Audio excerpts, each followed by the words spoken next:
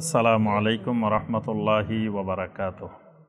আলহামদুলিল্লাহি ওয়াহদা ওয়াসসালাতু ওয়াসসালামু আলা মান লা নাবিয়্যা বা'দা ওয়া আলা আলিহি ওয়া সাহবিহি ওয়া মাওয়ালা। তাহলে আমরা এই সাতটার উপরে একটু আলোচনা করে শেষ। প্রথমে আসি আমরা এই সাবউল মুবিকাতের মধ্যে এক নম্বর যেটা, সেটি হলো কি? শিরক। এক নম্বর সবচেয়ে ভয়ঙ্কর গুনাহ হলো আশ-শিরকু বিল্লাহ, আল্লাহ রাব্বুল আলামিনের সাথে শিরিক করা। শিরিকের বিপরীত কি? তাওহীদ। তাওহীদের বিপরীত ঈমানের বিপরীত কি? কুফর। কুফরের বিপরীত সুন্নতের বিপরীত বিদআতের বিপরীত মাশাআল্লাহ। এটা বাংলাদেশের 90% মানুষ জানে না। 90% না, আরো বেশিরভাগ মানুষ এটা জানে না। কোনটার বিপরীত কোনটা এটা জানা। আপনি খালি ইমানের বিপরীত জিজ্ঞাসা করেন যে ভাই ইমানের বিপরীত, এটাও জানা যে ইমানের বিপরীত কবে বেঈমান। অনেক জায়গায় জিজ্ঞাসা করছি ভাই ইমানের বিপরীত কি, বলে যে বেঈমান। ইমানের বিপরীত হলো কুফর। এজন্য এরা কুফরি সম্পর্কে কোনো জ্ঞান নেই।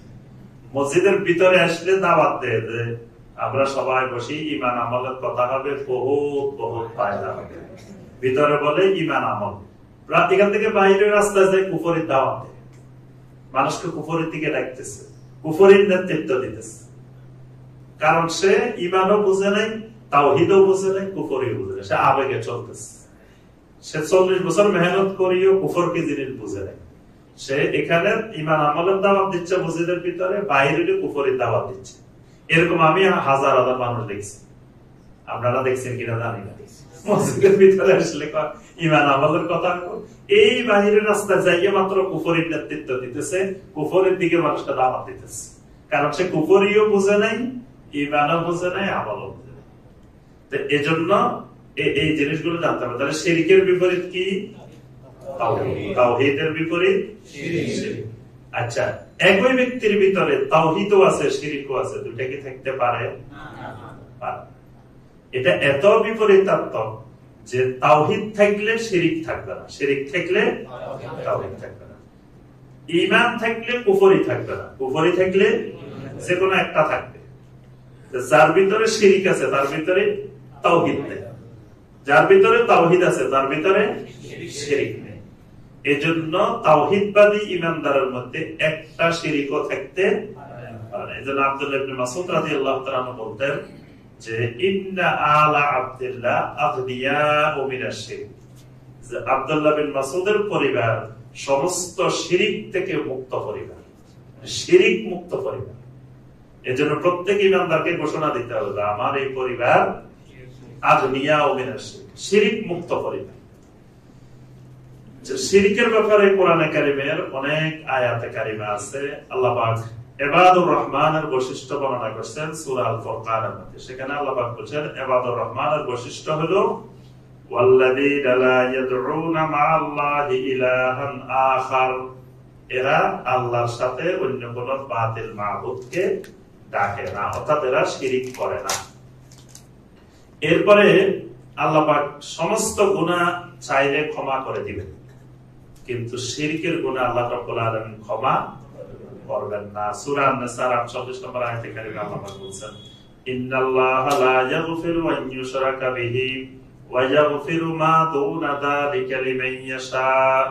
আল্লাহ পাক ইচ্ছা করলে বান্দার সমস্ত গুনাহ আল্লাহ ক্ষমা করে দিবেন, কিন্তু লা ইয়াগফিরু আন ইউশরাকা বিহি, শিরকের গুনাহ আল্লাহ রাব্বুল আলামিন ক্ষমা করবেন না। সে যদি দুনিয়াতে তওবা করে শিরক থেকে ফিরে না আসে, শিরক নিয়ে কবরে চলে যায়, তাহলে ওই শিরিকের গুনাহ আল্লাহ রাব্বুল আলামিন ক্ষমা করবেন। শিরিক হলো সবচেয়ে বড় জুলুম।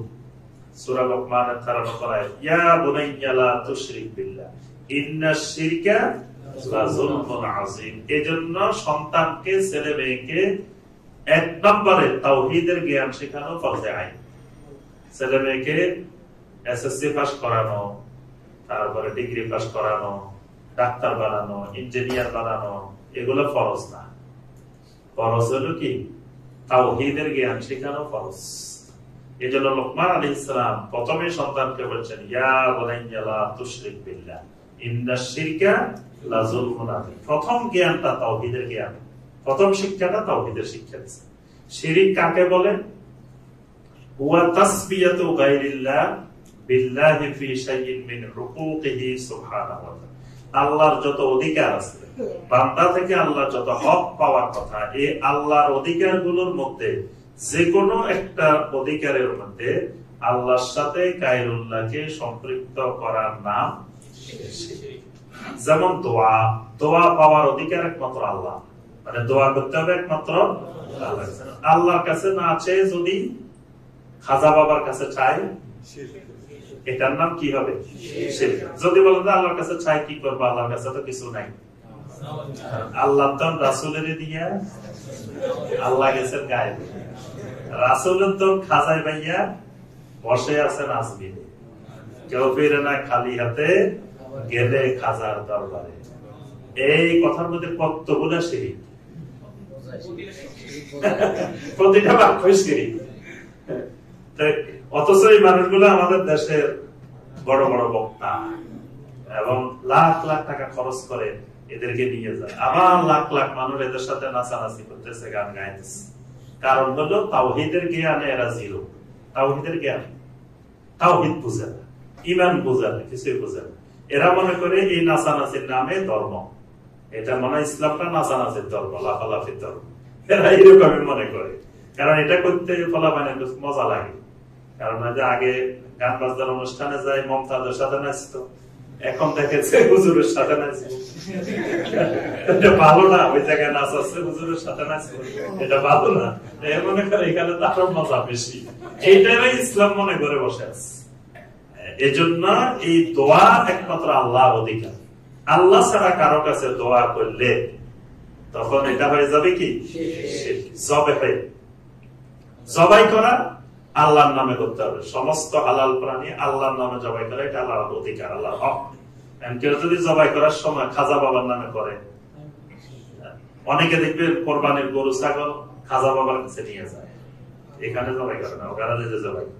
তারপরে টাকে টাকে গরু ছাগল ওখানে নিয়ে জবাই করে। ওখানে নিয়ে জবাই করলে আল্লাহু আকবার বলে জবাই করলেও এটা খাওয়া হালাল হবে না। কারণ এটা তো জবাই করে যদি আপনি খাওয়ানোর উদ্দেশ্য হতো মানুষকে, আপনার এলাকায় মানুষ নাই, এখানে তো জবাই করে খাওয়াইতে পেতেন, আপনি ওখানে নিয়ে গেছেন কেন? ওখানে নিয়ে গেছেন, ওখানে এমন এক আল্লাহর ওলি আছে, উনি দেখবে যে আমি এটা ওনার উদ্দেশ্যে নিয়ে আসছি, তো ওনার উদ্দেশ্যে নিয়ে যাওয়াটাই শিরক। যেমন আল্লাহর উদ্দেশ্যে গরু ছাগল নিয়ে কাবার উদ্দেশ্যে যদি রওনা দেন, এটা ইবাদত। হজ 3 প্রকার। প্রকার হলো হজ্জে কারান, হজ্জে কারানের শর্ত হলো যে হাদিটা সাথে করে নিয়ে যাওয়া। আপনি যদি সাথে গরু ছাগল এগুলো নিয়ে আল্লাহর ঘরের উদ্দেশ্যে রওনা দেন, এটা ইবাদত। ঠিক একইভাবে আল্লাহ ছাড়া অন্য কারো উদ্দেশ্যে যখন নিয়ে রওনা দিবেন, তখন এটা হবে কি? এরপরে আপনার মান্নত, এটা একটা ইবাদত, এটাও আল্লাহর অধিকার। এখন কেউ যদি আল্লাহ ছাড়া কারো উদ্দেশ্যে মান্নত করে, সেটা মোমবাতি মান্নত হোক, গরু মান্নত হোক, ছাগল মান্নত হোক, মশারি মান্নত হোক, তারপর চাদর মান্নত হোক, তারপরে আগরবাতি মান্নত হোক, তারপর মুরগি মান্নত হোক, খাস যেটাই মান্নত হোক, এই সকল মান্নত করা কি? ইস্তেগাসা। ইস্তেগাসা বুঝেন? ইস্তেগাসা কি? আশ্রয় হলো ইস্তেআযা। এই ইবাদতগুলো মনে রাখতে হবে। একটা হলো ইস্তেআযা, একটা হলো ইস্তেআনা, একটা হলো ইস্তেগাসা। কয়টা বলছি? একটা ইস্তেগাসা, একটা ইস্তেআযা, একটা ইস্তেআনা। ইস্তেগাসা হলো পরিত্রাণ চাওয়া, পরিত্রাণ চাওয়া। তো এই পরিত্রাণ চাইতে হবে কার কাছে? বদরের ময়দানে নবী সাল্লাল্লাহু আলাইহি ওয়াসাল্লাম সাহাবীদেরকে নিয়ে যে দোয়া করছেন, এটাকে আল্লাহ পাক কোরআনে কারিমে বলছেন, ইদ তাস্তাগীসুনা রাব্বাকুম ফাস্তাজাবা লাকুম আন্নী মুমিদ্দুকুম বিআলফিম মিনাল মালাইকাতি মুরদিফিন। ইদ তাস্তাগীসুনা রাব্বাকুম, তাস্তাগীসুনা মানে ইস্তিগাসা। যে বদরের ময়দানে পরিত্রাণ চেয়েছেন আল্লাহ রাসূল এবং সাহাবীরা কার কাছে? আল্লাহর কাছে। এটা নাম ইস্তেগাসা। এখন এই ইস্তেগাসা থেকে গাউসুল আজম, কেউ যদি আব্দুল কাদের জিলানী রাহমাহুল্লাহর কাছে পরিত্রাণ চায় তখন এটা হয়ে যাবে কি? শিরক। তাকে যদি গাউসুল আজম মনে করে এটা হবে শিরক। ঠিক ইস্তেআনা, ইস্তেআনা মানে সাহায্য চাওয়া। ইয়্যাকা না'বুদু ওয়া ইয়্যাকা নাস্তাঈন, আমরা সাহায্য চাই একমাত্র আপনার কাছে। ইস্তেআনা। আরেকটা হলো ইস্তেআযা। ইস্তেআযা হলো আশ্রয় চাওয়া। আশ্রয় চাইতে হবে কার কাছে? আল্লাহর কাছে। উঈদুকা বিকালিমাতিল্লাহি তাম্মাতি, যে সন্তানের জন্য, শিশুদের জন্য কি দোয়া? উঈদুকা বিকালিমাতিল্লাহি তাম্মা মিন কুল্লি শাইতানিন ওয়া হাম্মা ওয়া মিন কুল্লি আইনিন লামা। এখানে উঈজুকা আল্লাহর কাছে আশ্রয় চাওয়া। তারপরে কোথাও গেছেন আউযু বিকালিমাতিল্লাহি তাম্মাতি মিন শাররি মা খালাক, আল্লাহর কাছে আশ্রয় চাওয়া। এটার নাম ইস্তেআযা। এজন্য আল্লাহ বলেন কুল আউযু বিরাব্বিল ফালাক, কুল আউযু বিরাব্বিন নাস, মানে ইস্তেআযা হবে রব্বিল ফালাকের কাছে, রব্বিন নাসের কাছে। অন্য কারো কাছে ইস্তেআযা হইলে সেটার নাম শিরক। এগুলো আল্লাহর অধিকার। এজন্য যত ইবাদত আছে সমস্ত ইবাদতের অধিকার একমাত্র আল্লাহ। কুল ইন্না সলাতি ওয়া নুসুকি ওয়া মাহইয়ায়া ওয়া মামাতি লিল্লাহি রাব্বিল আলামিন, সমস্ত ইবাদত হবে লিল্লাহি রাব্বিল আলামিন। আচ্ছা, এই শিরক এটা কুফরের গুনাহ। এই শিরকটা কি? কুফরের গুনাহ। এবার আসেন 2 নম্বর মুবিকাত, সিহর। 2 নম্বর মুবিকাত সিহর, জাদু করা। জাদুটা 2 রকমের, একটা হলো সিহরে হাকিকি আর একটা সিহরে তাকয়ীদি। দুটেই আপনার মুবিকাত। সিহরে হাকিকি মানে প্রকৃত জাদু, তাকয়ীদি মানে ধারণাগত জাদু। হাকিকিটা কি? হাকিকিটা হলো যেমন নবী সাল্লাল্লাহু আলাইহি ওয়াসাল্লামকে জাদু করা হয়েছে, এটা সিহরে হাকিকি, এটা শরীরের মধ্যে তাসির করছে। আরেকটা জাদু আছে দেখতে মনে হয় জাদু, আসলে জাদু না, এটা হলো তাকয়ীদি। যেমন মুসা আলাইহিস সালামের সামনে জাদুকররা জাদু নিক্ষেপ করছে, দেখতে মনে হইতেছে অনেক কিছু, কিন্তু আসলে এগুলো কিছুই না, এগুলো জাদু না, এটা সিহরে তাকয়ীদি। এই 2 ধরনের জাদুটাই আপনার মুবিকাত। তবে সিহরে হাকিকি যেটা, এই সিহরে হাকিকি কুফর, ঈমান ভঙ্গের কারণ। এটাকে আল্লাহ পাক কোরআনে কারিমে কুফর বলছেন, সরাসরি আয়াতে কারিমে এটাকে বলা হয়েছে যে যখন ফেরেশতাদের কাছে লোকেরা আসতো তখন তারা বলতো যে ইন্নামা নাহনু ফিতনাতুন ফালা তাকফুর, তোমরা কুফরি করবে না। 3 নম্বর মুবিকাত, কাতলুন নাফসাল্লাতী হারামাল্লাহু ইল্লা বিল হক, কোন মানুষকে অন্যায়ভাবে হত্যা করা। তো অন্যায়ভাবে হত্যা করা যদি কবিরা গুনাহ হয়, তাহলে ন্যায়ভাবে হত্যা করা যায় আছে নাকি?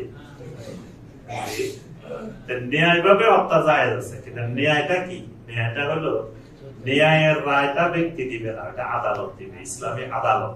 কোরআন সুন্নাহর ভিত্তিতে যদি তার মৃত্যুদণ্ড হয়, যদি তার আপনার যারা শাস্তি হয়, বিভিন্ন রকমের হুদুদ কায়েম হয়, সেই শাস্তি প্রয়োগ করা, এটা বিল হক, এটা ন্যায়সঙ্গত হত্যা। হত্যার পরিবর্তে হত্যা বিভিন্ন কারণে হতে পারে, এর বাহিরে কাউকে হত্যা করলে এটার নাম হলো অন্যায়ভাবে হত্যা করা। আর কোন মুমিনকে হত্যা করলে ফাজাযাউহু জাহান্নাম, আল্লাহ বলেছেন তার জাযা হবে জাহান্নাম, এবং কঠিন শব্দ ব্যবহার করছেন, ফাজাযাউহু জাহান্নাম খালিদান ফিহা, স্থায়ী জাহান্নাম বলছেন। স্থায়ী মানে তার শাস্তিটা কঠোর হবে, এজন্য খালিদান ব্যবহার করা হয়েছে। 4 নম্বরে যেই কবিরা গুনাহটা মুবিকাতটা, সেটা হলো আকলুর রিবা। 4 নম্বরটা হলো আকলুর রিবা, সুদ খাওয়া। সুদ খাওয়া, সুদ দেওয়া, সুদের কাগজপত্র লেখা, সুদের সাক্ষী থাকা, যত রকমের সুদ, সেটা রাবাই নাসিয়া, রাবাই ফদল, যত রকমের সুদ আছে, প্রত্যেক রকমের সুদ, এটার সাথে লেনদেন করা সব মুবিকাতের অন্তর্ভুক্ত, কবিরা গুনাহের অন্তর্ভুক্ত। সুদের মাধ্যমে 1 নম্বরে ইয়াতাখাব্বাতুন, মানে কিয়ামতের ময়দানে সে পাগলের মতো দাঁড়াবে। দুনিয়াতেও সুদখোর পাগলের মতো হয়ে যায়, মানে সুদখোরের কাছে কোনো মায়া মহব্বত আত্মীয় স্বজন বলতে কিচ্ছু নেই, সে শুধু টাকা গনে। ইয়াহসাবু ওয়াইলুল লিকুল্লি হুমাযাতিল লুমাযা আল্লাযী জামাআ মালাও ওয়া আদ্দাদা। এই খালি গনে, আমার মাস শেষে কত হবে, 2 মাস গেলে কত হবে, 3 মাস গেলে কত হবে, ওয়া আদ্দাদা মানে খালি বসে বসে হিসাব করে, গনে। তো এই সুদখোর হয়ে যায় পাগলের মতো, দুনিয়াতেও পাগল, আখিরাতেও দাঁড়াবে পাগলের মতো। 2 নম্বরে সুদখোর মনে করে ব্যবসা বাণিজ্য আর সুদ একই রকম। কোনটা এমনি খায়, কোনটা এমনি ঘুরে খায়, জিনিস কিন্তু একই যায়। এটা সুদখোরের পরিভাষা। এটা আল্লাহ পাক কোরআনে কারিমে বলেছেন, যালিকা বিআন্নাহুম ক্বালু ইন্নামাল বাইয়ু মাসতারাবা। নবী সাল্লাল্লাহু আলাইহি ওয়াসাল্লামের যুগের মুশরিকেরা, তারা সুদকে যারা হালাল করতো, তারা বলতো যে ব্যবসা বাণিজ্য করলেও সম্পদ বাড়ে, সুদেরও টাকা বাড়ে, দুইটা এক জিনিস। কোনটা এমনি খায়, কোনটা এমনি খায়, দুইটা একই। এটা হলো সুদখোরের বৈশিষ্ট্য, আল্লাহ পাক বলছেন। এরপর এরা হারামকে হালাল বানায়, আর হারামকে হালাল বানানো কুফরি। কিন্তু হারামকে হারাম জেনে করলে কবিরা গুনাহ, কিন্তু সুদকে যখন কেউ হালাল বানায় তখন তার ঈমান চলে যায়, এটা কুফরি। 3 নম্বরে সকল গুনাহ তওবা করলে আল্লাহ পাক ক্ষমা করে দেন, সুদের গুনাহ তওবা করলে আল্লাহ ক্ষমা করেন না, একটু অপেক্ষা করেন। আল্লাহ বলেছেন ওয়া আমরুহু ইলাল্লাহ, মানে এই ফাইলটার সাথে সাথে সিগনেচার হয় না, এই ফাইলটা একটু কিছুদিনের জন্য পেন্ডিং থাকে। কারণ দেখবেন ফাইল 4-5 রকমের ফাইল থাকে, সব ফাইল কিন্তু সাথে সাথে সিগনেচার হয় না, কিছু কদিন পরে করা লাগে, কিছু বিভিন্ন কারণ থাকে। এই ফাইলটা সিগনেচার হবে না এই জন্য যে সুদখোর তওবা করলে আল্লাহ পাক দেখবেন কিরকম তওবাটা করছে, সে কি আসলে সুদ করতে সুদের টাকাটা ফেরত দিছে কিনা। এখন সে সুদ খেয়ে বাড়িঘর করে টাকা পয়সা বানায়, আল্লাহ করে চলে গেছে, যাই বাইতুল্লাহর গিলাফ ধরে ধরে কান্নাকাটি করতেছে, আল্লাহ ক্ষমা করবেন না। আমরুহু ইলাল্লাহ, ফাইলটা আল্লাহ রেখে দিবেন। সে দেশে আসি, সে যত ধরনের সুদ খাইছিল এগুলো সব ফেরত দিছে কিনা। এটা যদি করে যথাযথ তাওবায়ে নসুহা হয় তাহলে আল্লাহ ক্ষমা করে দিবেন, আর যদি যথাযথ তাওবায়ে নসুহা না হয় তাহলে আল্লাহ ক্ষমা করবেন না। তারপরে সুদখোরকে আল্লাহ দুনিয়া আখিরাতে ধ্বংস করে দেন, ইয়ামহাকুল্লাহু রিবা, আল্লাহ ধ্বংস করে দেন, তার সব ধ্বংস হয়ে যাবে। এজন্য সুদখোরের এই সম্পদ স্থায়ী হয় না, এক সময় এগুলা ধ্বংস হয়ে যায়। তারপরে আপনার সুদখোরকে আল্লাহ পাক কাফফার বলছেন, আসিম বলছেন। তারপরে আল্লাহ সুবহানাহু ওয়া তাআলা বলছেন ঈমান থাকলে সুদ ছেড়ে দাও। ঈমান থাকলে সুদ ছেড়ে দাও মানে সুদের সাথে ঈমানের সম্পর্ক আছে। তাহলে তোমার যদি ঈমান না থাকে সুদ ছাড়ার দরকার নেই। ঈমান আর সুদ বিপরীত জিনিস। সুদ না ছাড়তে পারলে আল্লাহ এবং রাসূলের বিরুদ্ধে যুদ্ধ ঘোষণা করতে বলছেন। তারপরে সুদ যে এলাকায় প্রচলন হয় আল্লাহর আযাবের জন্য ওই জনপদ হালাল হয়ে যায়। আরো অনেক সুদের ক্ষতিকর দিক, 70 প্রকারের গুনাহ সুদের মধ্যে। আইসারুহা আইয়ান কেহারাজুল, সবচেয়ে সহজ মানে সবচেয়ে কম গুনাহ যেটা, সেটা হলো আপন মাকে বিবাহ করার মতো গুনাহ। তাহলে এই সুদ, এটা হলো আকলু রিবাটা হলো আসসাবুল মুবাকাতের 7টা ধ্বংসাত্মক গুনাহ 4 নম্বর। 5 নম্বরটা আকলু মালিল ইয়াতীম, এতিমের সম্পদ খাওয়া। আল্লাহ সুবহানাহু ওয়া তাআলা সূরা আন-নাসা 10 নম্বর আয়াতে বলেছেন ইন্নাল্লাযীনা ইয়াকুলুনা আমওয়ালাল ইয়াতামা যুলমান ইন্নামা ইয়াকুলুনা ফি বুতুনিহিম নার। যারা এতিমের সম্পদ খায় তারা তাদের পেটের মধ্যে জাহান্নামের আগুন খায়। এখানে আল্লাহ পাক স্পষ্ট বলেছেন যে এতিমের সম্পদ খাওয়া মানে জাহান্নামের আগুন খাওয়া। আরো অনেক হাদিসে এতিমের সম্পদের ব্যাপারে কাফেরের বৈশিষ্ট্য হলো আরাইতাল্লাযী ইউকাযযিবু বিদ্দীন ফাযালিকাল্লাযী ইয়াদুররুল ইয়াতীম। 6 নম্বর কবিরা গুনাহ যেটা আসসাবুল মুবাকাত, যেটা সেটা হলো যে আত-তাওয়াল্লি ইয়াওমাজ যাহাব। সেটা হলো মানে কোন ন্যায়সঙ্গত কারণ ছাড়া, জিহাদের ময়দানে আমিরের অনুমতি ছাড়া পিছন থেকে পালাই দেওয়া। কিন্তু যদি এমন হয় যে সে অন্য দলের সাথে যোগ দিবে বা কৌশলের জন্য পিছনে যায়, তো সেটা মুবাকাত না, সেটা কবিরা গুনাহ না। কিন্তু সবাইকে বিপদের মধ্যে রেখে সে চলে গেল আমিরের অনুমতি ছাড়া, এটাও 7টা মুবাকাতের একটা মুবাকাত। আর 7 নম্বর যে মুবাকাতটা সেটা হলো কাযফুল মুহসানাতিল গাফিলাতিল মুমিনাত অর্থাৎ একজন আল আফিফাত, সৎ চরিত্রা, বারিআত, কোন প্রকার জানা ব্যভিচার থেকে মুক্ত, এরকম একজন দিনদার নারী, অথচ তাকে একটা মিথ্যা অপবাদ দিয়ে দিল। এটা তার জন্য, তার জীবনের জন্য কত কঠিন, সাংঘাতিক। যে ভুক্তভোগী সে ছাড়া জমিনে আর কেউ এটা বুঝবে না। এই কারণে আল্লাহ রাব্বুল আলামিন এই গুনাহটাকে কঠিন গুনাহ, মুবিকাত গুনাহ হিসাবে অন্তর্ভুক্ত করেছেন। তো আমরা আজকে এই 7টা পর্যন্ত আলোচনা করলাম। এরপরে ইনশাআল্লাহ এখানে শাইখ বিন বাজ রাহিমাহুল্লাহ আরো কিছু গুরুত্বপূর্ণ গুনাহ, কবিরা গুনাহ, বড় বড় কবিরা গুনাহ আলোচনা করেছেন। তো সেই কবিরা গুনাহগুলো আমরা পরবর্তীতে আমরা আলোচনা করব ইনশাআল্লাহ। আল্লাহ পাক আমাদের সবাইকে দ্বীনের উপরে চলার, ঈমান ও আমলের উপরে চলার তৌফিক দান করুন। আমিন ইয়া রাব্বাল আলামিন। সুবহানাকাল্লাহুম্মা ওয়া বিহামদিকা আশহাদু আল্লা ইলাহা ইল্লা আনতা আস্তাগফিরুকা ওয়া আতুবু ইলাইক।